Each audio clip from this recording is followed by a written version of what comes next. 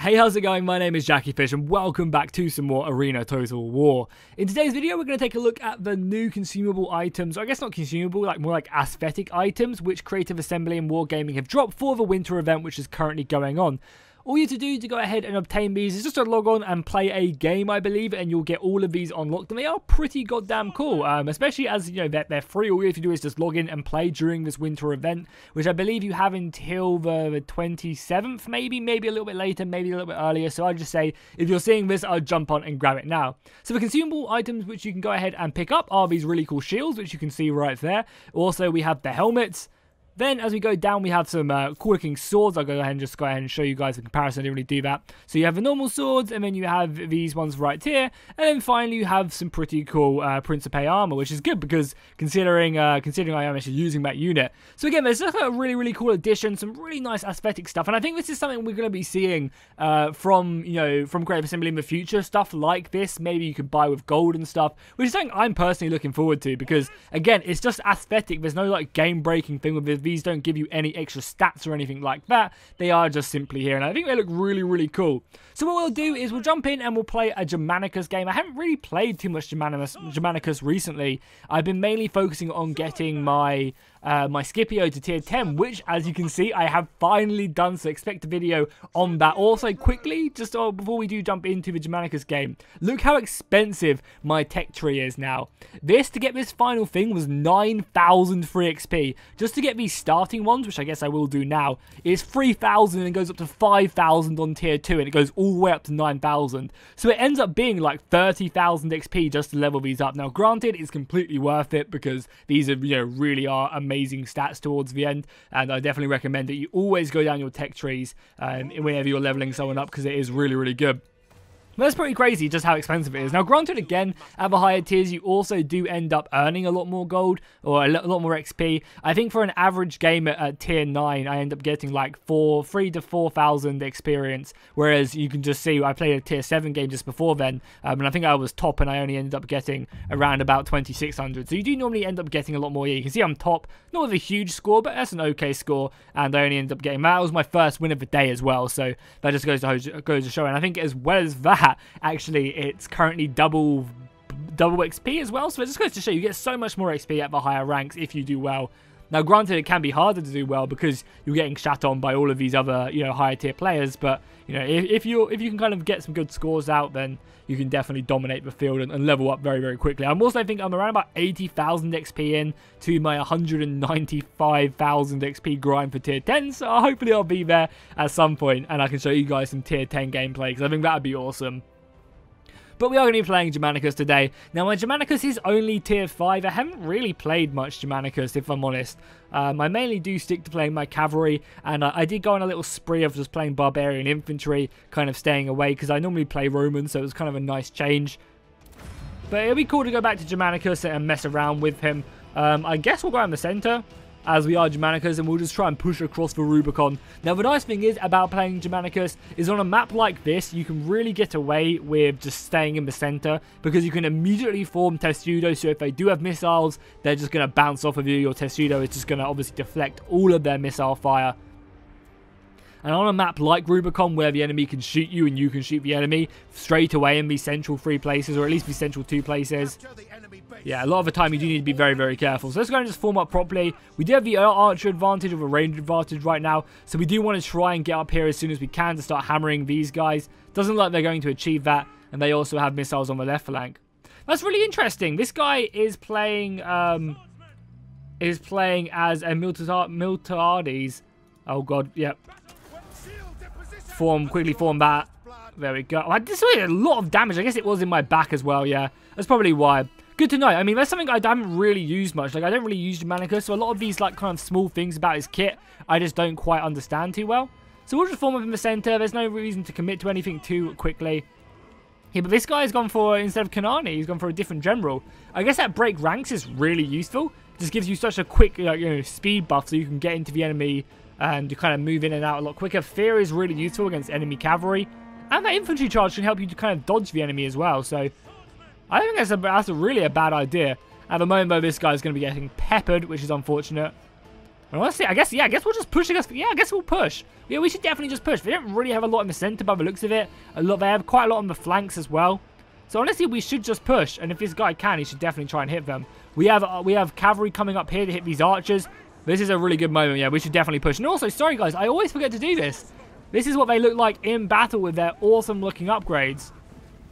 We've got the helmet, the armor. I love the cape on them as well. Now, this is really important to kill these guys because these will demolish us. Yeah, unleash the dogs on them. I don't know if they can see us either. I'm hoping they can't. We got a nice little peeler throw off here as well.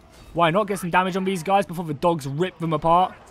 Again, another little peeler throw. Perfect. So there's some infantry coming around the left flank. We can maybe make our way over here, help out. So yeah, let's try and do that. Send one unit here. We want to try and outflank these guys. The dogs should be able to chase these guys down. And we also have this cavalry as well to help out. Nice. This is going well for us. So we'll form up a nice little dense block here so we can really just pierce through their battle line. And just move up the rest of our infantry. Yeah, you're ready to go now, so let's go ahead and just charge in. We're going to pop in our charge. And we're going to come flying into their flank. Probably pop our vengeance as well. I don't see why not. Just cut through these guys really quickly. Because there is 3 units of infantry here. So I kind of do just want to chop these guys apart. And if I can, just continue to protect my own flanks. I'm more impactful of going into this than trying to kill them archers. This guy should definitely come off of his stance though. And also kill these guys as well. We'll throw a nice little peeler for off then, do some good damage. And we should rip them apart. I didn't bother to pop vengeance on this unit because I didn't want to waste it. And we'll just charge here. The dogs should catch them and stagger them. And our infantry should be enough to run them down. Oh, we just about got them. We should be able to catch a few of them there. Yeah, slaughter there. Perfect. Our base is okay for now. So let's make our way to the base. Yeah, we'll just make our way to the base and just win this, I think. Can we charge? Can we charge? Oh, just almost. Oh, well, fighting cavalry is actually pretty decent, especially barbarian cavalry. We should have a field day there. Yeah, I'm just going to move to the base, get this cap going. Because by the looks of it, I guess they must have pushed hard on our right flank. Oh, here we go. Some infantry. I can go deal with this. I can definitely go deal with this. Let's go spread out our ranks. Our own base is under attack. Is it? It's just cavalry for now, yeah. Maybe we'll have to go back at some point. Okay, be careful of the fire. Let's fall back there. Yeah, I'm more than happy to fight this. I don't have vengeance on all my dudes, but I have vengeance on quite a few of them. These are tier 6s as well. So my main goal... Oh, God, no, I messed up. My main goal here was to slow them up, but I messed that up so bad. I had the wrong unit selected. That's not good because they might be able to decap us now. As long as these archers play smart, they should be fine. Oh, no, yeah, they've got archer support there as well. That's not good. And we don't even have vengeance on one of these guys as well. We'll pop our vengeance there. We need our cavalry involved. Yeah, we need our cavalry to go kill them. If we can. With cavalry is going to do that. I'm going to fall back a unit just to make sure our base is nice and secure. And we should be doing okay here. Oh my god, I completely forgot. Formation attack, boys. Oh, it's gladiators. Oh, this is the premium unit.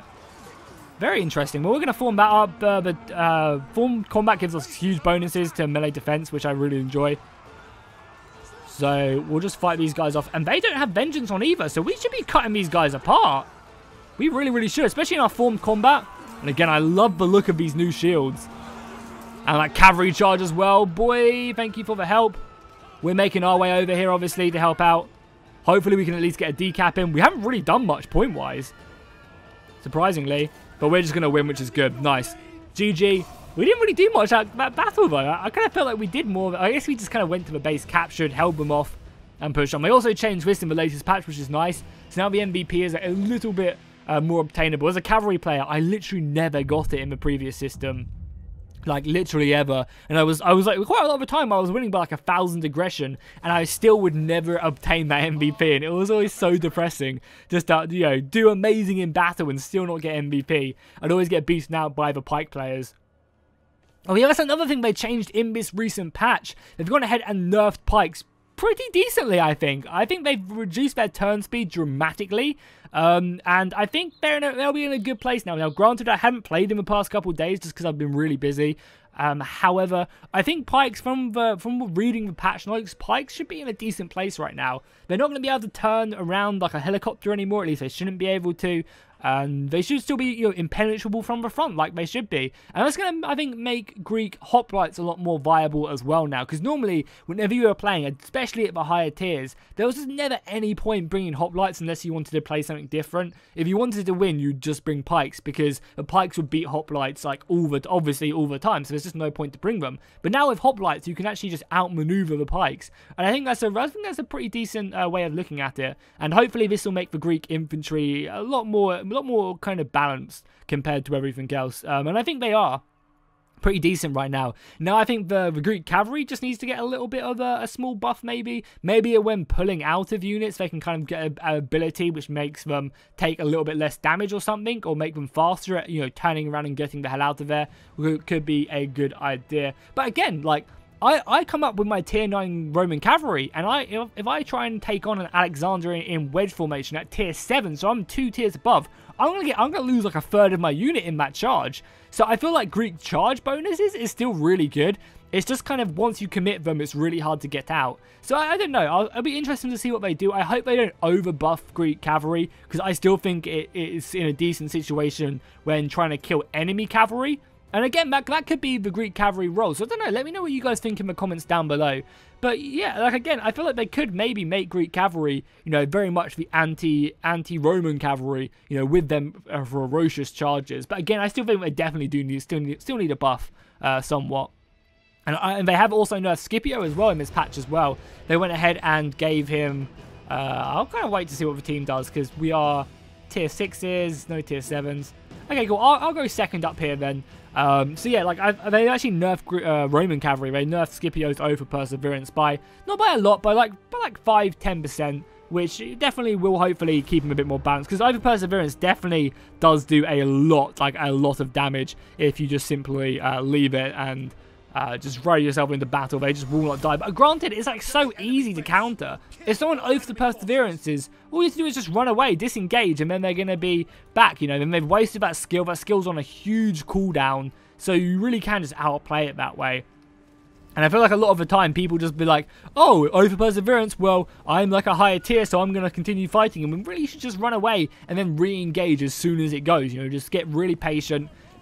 Make sure you select a unit like that, keep an eye on their buffs, and then as soon as you see over perseverance go, just charge back in. It's like a really easy way to destroy it.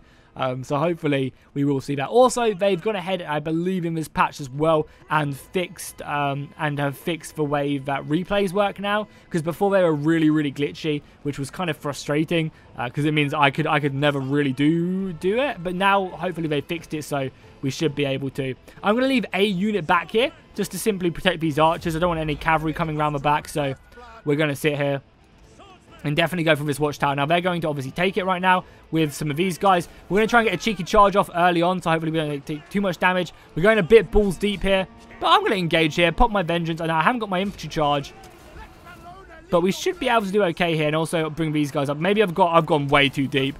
I have gone way too deep here. I have gone so goddamn deep, and I'm about to get outflanked here. The phalanx is ruining me. Granted, though, he's not doing anything himself too brave. He's going pretty deep himself. So we're going to get in here. We're going to pop our vengeance, and we're cutting these guys down to size for sure. Because the thing is, he's not retreating with his phalanx. He's not micromanaging it. So because he's not micromanaging it, he is going ahead and giving up a lot of extra room where he could be. Because you have to fall back. If you don't fall back on these phalanxes, then you'll open up gaps, and these Romans will just shoot you because your fatigue gets way too high. Let's go ahead and pop our abilities now. Nice. So we've actually done a great job. These are tier 4s as well, so we should be okay. Ideally, I would love for him to make his way up. No, that's not good for us. We need to try and get out of here if we can avoid it. I'm not sure if we're going to. Let's go ahead and charge in here, though. Oh, I hope these guys are going to come back. I don't think they are. It's a really good charge by us, though. Our vengeance is still going on. And a few of our men are going to survive. No, we've been routed over here as well. Let's try and bring back anything we can. We're killing a lot, though. Yeah, at least these guys are going to get back here, which is good. You guys should hopefully somewhat come back. Oh my god, these guys are going to... They're just about... There's a fear coming in there. But they're just about holding. I need these guys to come back so I can countercharge. Nice. These guys have come back now as well. We need to make sure we just get stuck in here. And the longer we have vengeance on, the better. Okay, nice little charge off there on the archers. You guys come back there as well. That was a really good charge off from the archers. My God. And we have our own friendly archers coming in as well. We're kind of in a precarious spot there. We'll form our formed combat there. Probably maybe should have done formed combat before. I'm not really 100% sure. So if you guys have any advice, please do let me know. But a lot of the time, I'm just going to retreat. Oh, I can't because it's friendly, yeah. He needs to let me through, but I guess he's busy elsewhere. Let's get a charge in there, charge in there. Nice little flank there. Yeah, I'm not really sure. If you're surrounded, it's better to form, to get formed combat, right? I would assume that is the case. Yeah, we are slaughtering it. The thing is, that hoplite player just stood there, and then when he gets fatigued, when you go over 80% fatigue, the Romans just cut you to pieces. Now, if you micromanage your phalanx correctly, and you fall back and move forward when, to manage your fatigue, you're going to slaughter Romans. But if you don't do that, you're going to get cut to pieces, like is exactly what you just saw. And that's not that Romans are OP. That's, oh, come on, dude. Dude, come on, you're friendly firing me. Chill. Like, it's just because you're not playing your unit how it should be played. We slaughtered them. My God. We ripped them a new one up there. How's our base looking? I mean, did we just, yeah, I mean, they only got that, so let's just push on their base now. Wow, that was a really quick game. 5 minutes and they're out of here, man. But sometimes games like that are fun, where it's just a huge scrap up here. I mean, it wasn't very, wasn't a lot of skill involved for me there. I literally just jumped in and, pressed my H and hoped for the best, really. And I would have got slaughtered. If the hoplites would have micromanaged correctly, I think I would have got slaughtered there. But luckily, I didn't. And I can live to fight another day with my 4,000 points. Hopefully, we'll get some base score as well. So what you want to do as well, like stuff like this, like especially if it's like a close race between bases, is you want to try and use your charges aggressively. Just to cover that extra speed, because it does give you acceleration and it does give you movement speed for a short duration. So a lot of the time you do want to be popping this, especially as like Scipio, you want to be popping your Wrath of Mars just to kind of get around the battlefield. And it definitely becomes apparent when you go ahead and decrease the cooldown reduction in your tech tree, because it means you can, like, I think at the moment my Scipio thing is like, oh, I'm just going to send, oh, there's actually some more infantry to kill. Good. Tier 5s as well, we can do that. Actually, maybe there's no point. Maybe we just want to get the cap points. Yeah, I think I just want to get the cap points, actually. Because this is going to die, and the archers are going to do a lot of friendly fire. So I think I'd rather just get the cap points. But as I was saying, yeah, you want to be using that aggressively a lot of the time. Especially in like situations like this, where you want to get to the base as soon as possible. And when you reduce it in the tech tree, the cooldown reduction, you can just do it so quickly. So we're going to go ahead and sit here, because this is safe from artillery. Cavalry seems like it's getting killed. We should just be getting a bunch of points now. Points do mean prizes, so we want to try and obtain as many of them as possible. And if we can, let's get a nice little javelin toss there on the undefended. You gonna throw? Maybe not. Okay, whatever. Well, we're just gonna sit here, win the day, get some nice points. 5,000 points. I'm happy with that for a Germanicus game. And there's plenty more to be had. We're not capping too quickly, so maybe it would be better just to kill them. I mean, they're dead now anyway.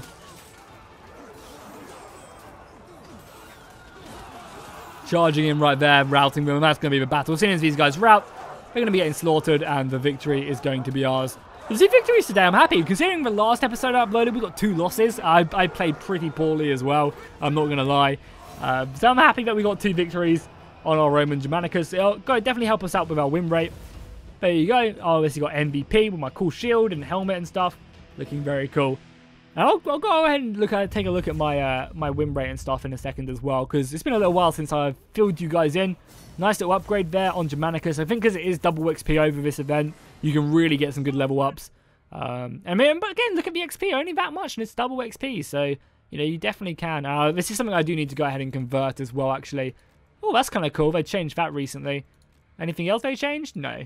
So yeah, I definitely want to go ahead and convert all of this, because I already have the tier up legionaries. I just don't have tier 6 Germanicus, because I already have armored legionaries unlocked. But I'm using all my free XP right now to level up my Scipio, that is for sure. Because Scipio is obviously so expensive to level up at our high tiers. But yeah, as I said, we'll go ahead and take a look at my win rate. So I've got a 61% win rate over 842 games, 203 average kills, which that's pretty bad if I'm honest. Like, I should be trying to aim better. So I have managed to get Scipio up to a 63% win rate. I've been playing a decent amount in groups, which definitely does help, but I've still been performing pretty well, I'm not going to lie. Germanicus, 50 battles fought, 56. I mean, I'm still pretty happy with my Julius Caesar. Considering that's all pretty much on infantry as well, is Caesar, so definitely pretty good. Nothing else to really write home about. I definitely want to try and play maybe a bit more on Minius in groups so I can level his win rate up, because he is definitely holding me down for the amount of games I played on him. But overall, not too bad. I'm pretty happy with where my Scipio win rate is at. I'd love to get to 65% victories. That would be pretty awesome, so I'm sure I will hopefully achieve that. But yeah, hopefully you guys enjoyed this video. Make sure to drop a like and a comment if you did, and I'll see you guys next time, and fish out.